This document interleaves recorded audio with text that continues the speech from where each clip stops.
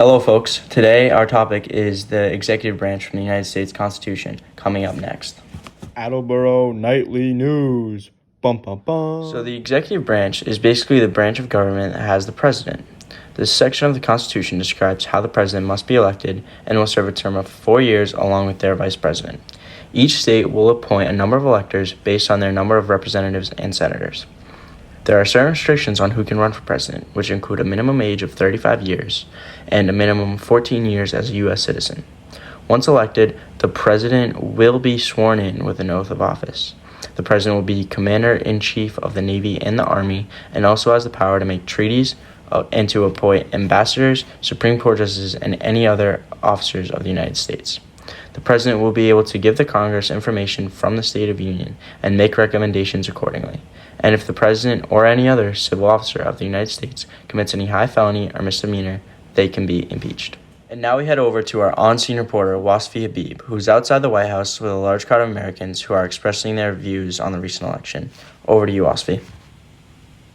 Thank you, Peter. I'm here outside the White House, the headquarters of the executive branch. This is where the president lives and conducts his business upon being elected. Boo, the president stinks. Excuse me, sir. Can I ask you a few questions for the news? Sure. What are you doing outside the White House today? Protesting because of this president. I voted for the other candidate, but he didn't win the election. It's so stupid. Sir, is this on TV? Is it on TV? I voted for the candidate that lost too. I'm so mad about it. Well, you see, the thing about our democracy, we try to make it as fair as possible, and our citizens have to deal with it and adapt to the selected president. Well, I guess what I'm most mad about is how the president got elected. How do you lose a popular vote but still win the election?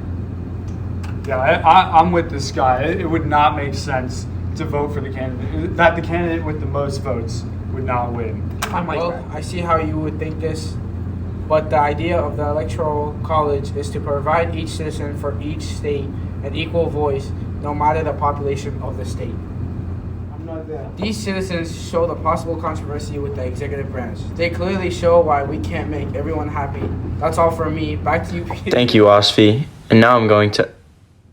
How does your topic address both federalism and the separation? Well, a random fan from the audience, that's an easy one. The executive branch addresses federalism by not only letting the states decide who will become president through the Electoral College, but also by having a member from every single state be a part of the Congress. The Congress is allowed to decide on certain things in the United States, which shows the idea of federalism.